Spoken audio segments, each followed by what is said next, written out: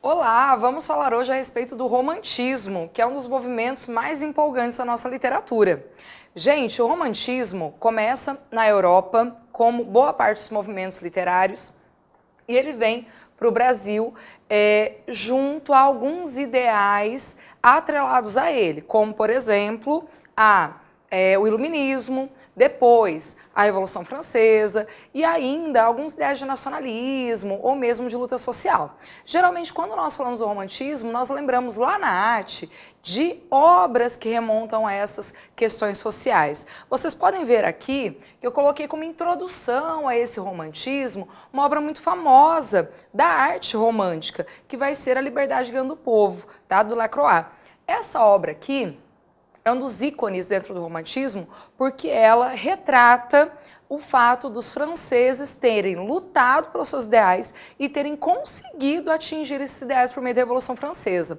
E essa obra, além de ser um ícone dentro da arte, é também uma espécie de manifesto dentro desse movimento. Por que manifesto? Porque tem várias estéticas dentro do romantismo que vão se embrenhar por esses caminhos do social, tá bem? Então, essa obra aqui do Lacroix, a gente consegue perceber que, primeiro, trabalha com a ideia da luta social e, segundo, vai trabalhar com a ideia de haver o símbolo, o ícone de uma mulher, que é a liberdade, guiando esse povo. Então isso também é bastante interessante, uma vez que o movimento romântico trabalha muito essa imagem da mulher, a mulher idealizada, a mulher perfeita, a mulher que tem características além das normais, vamos dizer assim. Então, a personificação da liberdade por meio de uma mulher é uma característica dentro do movimento, ok? Quando se fala a respeito do romantismo, nós temos que nos lembrar que ele começa em alguns países.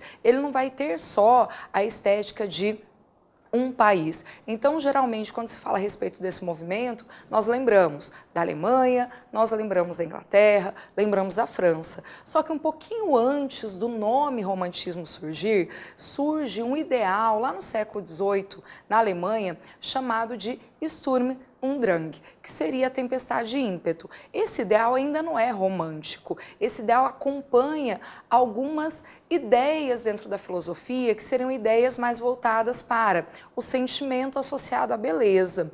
Já se foi falado muito a respeito da estética, e a estética lá na Grécia e a estética desse momento aqui vão funcionar um pouquinho diferente. Por quê? Lá na Grécia, a estética era relacionada mais à questão racional. Tá? Já agora no romantismo, ou mesmo um pouquinho antes, nesse momento do Sturm und Drang, a estética vai estar relacionada ao movimento de sempre escrever e sempre manifestar os sentimentos dentro da arte. Então, dentro da arte plástica e dentro da literatura, vai surgir a ideia do sentimento. Que sentimento seria esse? A exteriorização do meu sentimento. Então, conseguir exteriorizar, conseguir falar a respeito dos meus sentimentos, do que eu sinto, do que eu acho, isso é uma ideia dentro do romantismo. Então, quando nós vemos uma obra como essa aqui, fica muito evidente a questão do sentimento. Por quê? Porque não é só o sentimento do artista. O sentimento do artista está expressado nas feições das personagens que aqui são representadas. Então, você consegue ver que ele dá a cada uma dessas personagens uma feição diferente, um rosto diferente. Isso vai provocar o quê?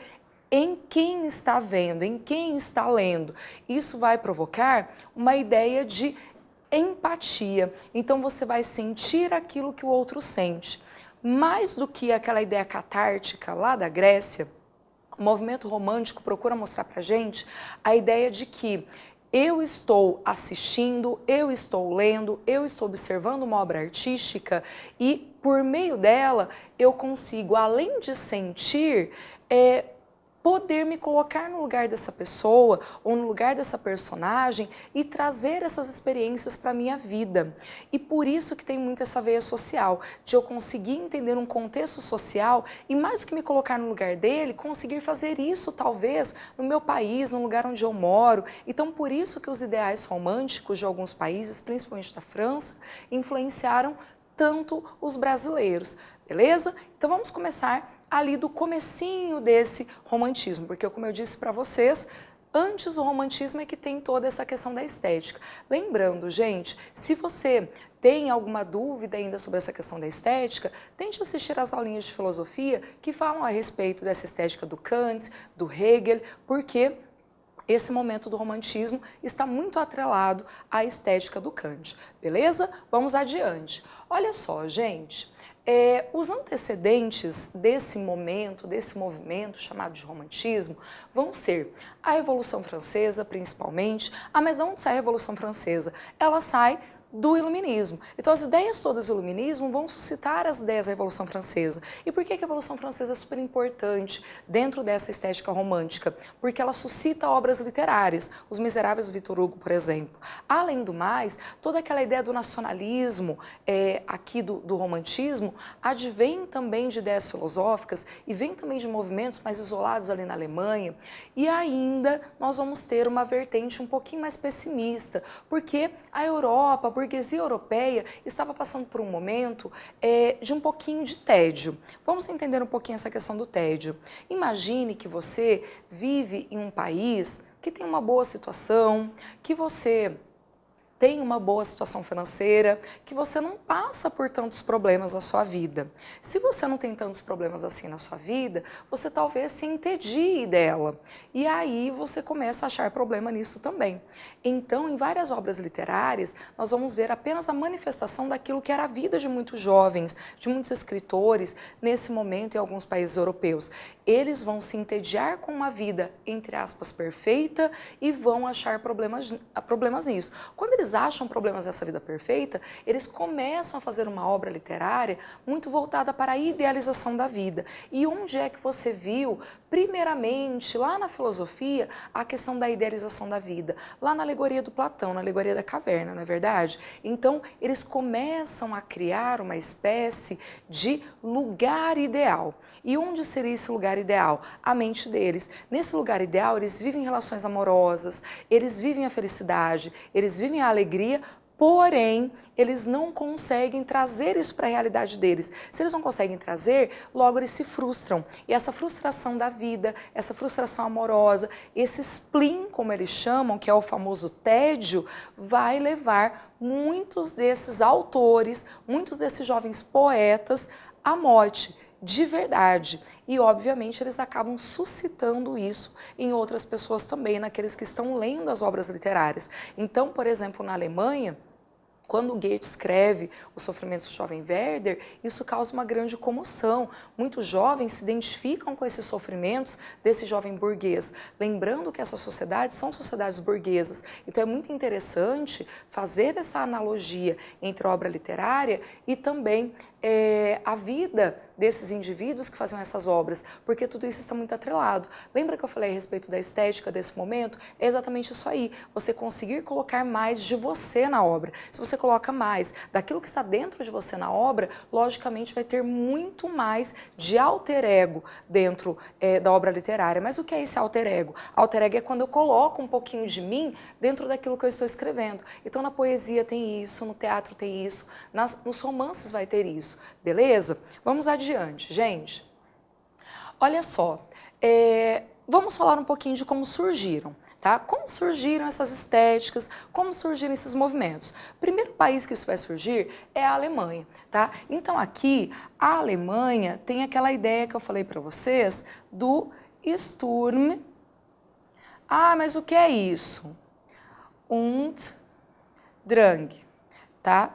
Essa ideia aqui do Sturm und Drang vai ser relacionada à tempestade e ao ímpeto. O que é tempestade e ímpeto? É você expressar todo o seu sentimento dentro da obra de arte. Ou seja, o sentimento aparece aqui na sua obra de arte, tá? E quando eu falo obra de arte, nós estamos falando de literatura. Beleza? Ah, mas não aparece na arte plástica? Claro que aparece, mas nosso enfoque agora é literário. Quem vai ser o principal nome dentro dessa estética? Esse carinha aqui chamado Goethe. E vamos conhecer um pouquinho o Goethe. O Goethe tem duas vertentes, tá? As duas vertentes dele são as seguintes. Primeira, nacionalista. Ele faz uma poesia extremamente nacionalista. O que seria esse nacionalismo?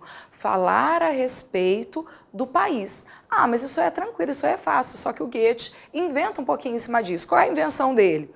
Ele resolve fazer um nacionalismo idealizado. E o que é o nacionalismo idealizado? Ele resolve falar a respeito do país dele de uma maneira um pouquinho melhorada. Veja bem, quando Goethe escreve poemas em que ele fala que a natureza da Alemanha é exuberante, muito melhor que a natureza dos outros países, quando ele fala, por exemplo, que o povo alemão é superior aos outros, que não tem nada a ver com aquela ideia que vem depois, lá de Segunda Guerra Mundial, quando ele fala a respeito de como os alemães amam esse país, idolatram esse país, isso não é completamente verdade, isso é um pouquinho idealizado. Por exemplo, tem um poema do Goethe, por exemplo, em que ele fala que os limões da Alemanha são doces. Então, ele está idealizando a natureza alemã. Quando ele fala que as aves alemãs têm cantos melhores que os outros pássaros de qualquer lugar do mundo. Ele está idealizando a Alemanha. E esse sentimento idealizante, esse sentimento nacionalista idealizante, vai para outros países, vai para Portugal, vem para o Brasil, como veremos mais adiante. Então essa ideia nacionalista do Goethe é muito interessante, é muito importante, porque ele vai suscitar a obra literária de vários outros países, beleza? Além disso, o Goethe, além desse nacionalismo, ele vai falar a respeito do ultrarromantismo. Então, o que nós vamos ter no Goethe? Uma ideia ultrarromântica. O que vai ser esse ultrarromantismo? Trabalhar com o sentimento de forma demasiada. E aí entra a obra clássica dele, que é Os Sofrimentos do Jovem Werther. Já comentei ela hoje. O que é esses Sofrimentos do Jovem Werther? Seria uma obra em que o Goethe coloca um personagem burguês e esse jovem se apaixona por uma moça. Mas é simples, né? Você se apaixona por alguém, você se declara para a pessoa. Ele não. Ele sofre sozinho, porque o relacionamento dele é um relacionamento que ele cria na cabeça. Sabe quando você, talvez, conhece alguém e nunca se declara para a pessoa e você fica se relacionando com a pessoa na cabeça? Já aconteceu isso com você um dia, nem que fosse aí quando você fosse criança. Porém, os livros, as obras literárias desse momento falam a respeito desse indivíduo que sofre por amor. Mas ele sofre sozinho, porque a outra pessoa muitas vezes nem sabe que ele existe. Esse indivíduo desses livros, porque não é só o Sofrimento do Jovem Werther que o Goethe vai fazer e vai suscitar outras obras, esse indivíduo sempre, além de sofrer, vai ter um sentimento de morbidez. E o que é o sentimento de morbidez? Muitas vezes, cansado de sofrer, ele busca a sua morte. Entendendo por que uma obra como essas suscita suicídios? Porque muitos jovens começam a se relacionar com ela de uma maneira muito intrínseca. Eles se envolvem demasiadamente com a história. E quando ele se envolve com a história, o que vai acontecer? Ele vai cometer o suicídio bem como protagonista. Tudo bem? Então aqui na obra do Goethe, o que vai inspirar? Vai inspirar o ultrarromantismo, tá? E vai inspirar também o nacionalismo, certo? O Goethe vai ser uma grande inspiração para o Gonçalves Dias, que faz a nossa poesia nacionalista, certinho? Vamos adiante. Um outro momento que vai aparecer aqui vai ser a ideia do romantismo inglês. Esse romantismo inglês aqui, gente, tem como principal característica a morbidez. E o que é a morbidez? Que é chamado de mal do século. Essa morbidez é sempre falar demasiadamente da morte, tá? A morte aparece como uma espécie de idealização da vida. Então, quando se fala de morte, ela vem como algo extremamente idealizado. Vamos colocar assim. Ah, mas como idealizar a morte? Lógico, eles pensam que a vida não é suficiente, que a vida não está legal bastante. E aí eles idealizam que a morte vai ser bem melhor do que viver. Então, quando eles colocam essa ideia da morte como ideal de vida, eles vão fazer várias obras literárias em que as personagens começam a pensar e suscitar essas ideias nos outros de que o melhor lugar para você estar não é nessa vida, porque a vida vai ser sinônimo de sofrimento, sempre. Então a morbidez está associada ao ideal de sofrimento. A vida é um grande sofrimento e por isso eu procuro a morte, tá? O Lord Byron, esse carinha aqui, é o principal nome dentro dessa obra literária inglesa, que vai ser a obra de ultrarromantismo. Ah, mas o que vai ser essa ideia de ultrarromantismo? Gente, ultra significa super, não é? Se é ultrarromantismo, logicamente, nós vamos falar a respeito de um romantismo que é demasiado. E por que ele é demasiado? Porque, primeiro, ele ama além da vida.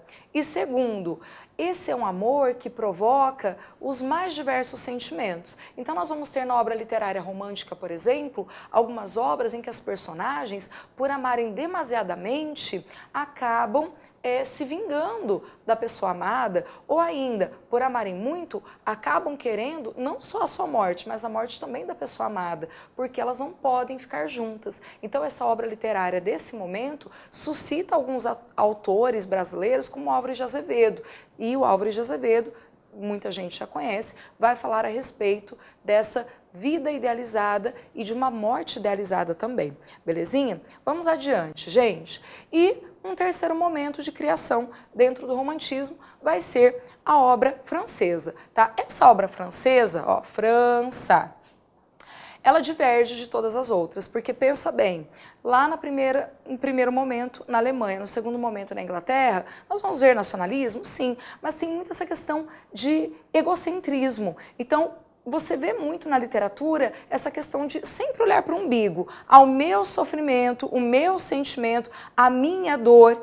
Quando se fala do romantismo francês, isso é diferente, porque o romantismo francês está atrelado a pensar no outro, a pensar no social. Então, quando se fala do Victor Hugo, que é o grande nome aqui dessa terceira geração, há de se lembrar de uma obra literária muito famosa chamada Os Miseráveis.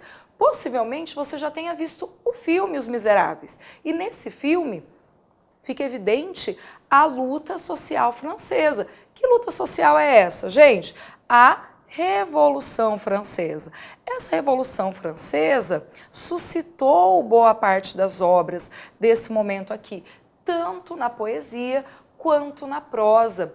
E esse Victor Hugo é o grande nome dentro desse momento, com essa obra Os Miseráveis e várias outras. Ah, mas só ele vai fazer literatura? Não, nós estamos falando a respeito dos precursores, aqueles que basicamente criaram esse movimento dentro dos seus países. O Victor Hugo, bem como outros autores desse momento, vão suscitar uma obra de fundo social. E o que é o social? É quando você começa a suscitar dentro da arte a ideia de fazer com que o outro faça o que está na obra literária. Mas como assim? Por exemplo, eu li Os Miseráveis, eu vi uma luta por um ideal de vida, certo? Eu vou ler Os Miseráveis no meu país, que precisa muito de várias lutas por ideais de vida, de várias lutas, de várias manifestações. Logicamente, essa obra vai fazer com que eu, depois de ler o livro, vá para a rua manifestar, com que eu faça um livro também falando dos poemas, dos problemas sociais, por meio de poema, por meio de prosa, por meio de peça teatral, tá? Além disso, que eu possa despertar no outro com minha obra literária aquilo que eu já despertei no meu país, então que minha obra atravesse um oceano. Ah, mas isso aconteceu aqui no Brasil? Aconteceu sim, porque o Castro Alves vai se inspirar no Victor Hugo para fazer uma obra de cunho abolicionista. Então, lembrando, temos 3 origens dentro do nosso romantismo, certo? A Alemanha, a França e a Inglaterra. Mas quais seriam os grandes ideais do romantismo? Gente, dentro desses grandes ideais, nós vamos ter alguns deles como muito importantes, tá? Olha só esse primeiro. Vai se denunciar por meio do romantismo a queda de alguns movimentos tirânicos. Na França, principalmente, quando cai a Bastilha, a população, de certa forma, insurge contra esse rei que não ligava para o povo, não ligava para o povo, certo? Além do mais, lá do iluminismo, mas que são mais suscitados dentro da Revolução Francesa, nós temos ideais de liberdade, igualdade, fraternidade. Esses ideais aparecem muito na obra de terceira geração, certinho? A formação de uma identidade nacionalista, isso é super importante, porque a obra nacionalista vai ser principalmente no Brasil, algo que vai suscitar no brasileiro um desejo de lutar pelo seu país e, mais do que isso, aquele orgulho de ser brasileiro. Porque pensa bem, nós tínhamos acabado de ganhar a nossa independência quando o romantismo começou por aqui e não sabíamos ainda para onde correr. É a tal da síndrome do colonizado, não é? O colonizado passa por que processo? Horas, eu tinha minha cultura nativa, depois vem o colonizador e extirpa, me transcultura, modifica a minha cultura, ou mesmo minha cultura, extirpa completamente minha cultura. E aí eu ganho independência. Para onde correr? Eu fico com a cultura nativa, que eu já perdi em algum momento da minha caminhada, ou eu fico com a cultura do colonizador? Geralmente a estratégia é o hibridismo, vai se misturando essas culturas e a obra romântica tenta fazer isso. Como conciliar alguns fatores da obra europeia ou mesmo da cultura europeia que já fazem parte do nosso cotidiano com esses caráteres da nossa cultura, do nosso valor nacional. Só que eles não conseguem fazer isso de uma maneira muito original, mas é assunto para mais tarde. Olha só, a consolidação de pensamento mais liberal, a Revolução Francesa, como eu falei, e a Revolução Industrial Inglesa. Por que a Revolução Industrial Inglesa é super importante? Tá certo que a Revolução Industrial aparece muito mais dentro da obra realista, mas a obra romântica já tem um pouquinho desse quesinho de exploração. A Revolução Industrial suscita, dentro de algumas obras literárias, o fato de haver a exploração de um pelo outro. Então, de haver um burguês que explora o proletariado, de haver um burguês que explora alguém, e esse alguém não tem para onde correr, não tem para onde lutar. É necessário que alguém de dentro desse povo explorado surja, como acontece em algumas obras literárias, para salvar todo esse povo que está em processo de exploração. Isso é muito interessante, porque não só dentro do romantismo isso vai acontecer, mas dentro do realismo, que é o movimento que vem depois, e dentro do naturalismo, que é o movimento que vem depois também. Então, durante bastante tempo, a literatura tem esse cunho social. Ah, mas isso acontece por aqui no romantismo? Bem pouco, é um pouquinho mais na Europa. Essa ideia de luta social começa a aparecer um pouquinho depois aqui no Brasil por conta de todo o contexto histórico-cultural. Beleza? Gente, os agentes do romantismo são esses, contexto histórico, contexto cultural, tá? E no próximo momento nós vamos falar a respeito dos autores da poesia, dos autores da prosa. Até mais!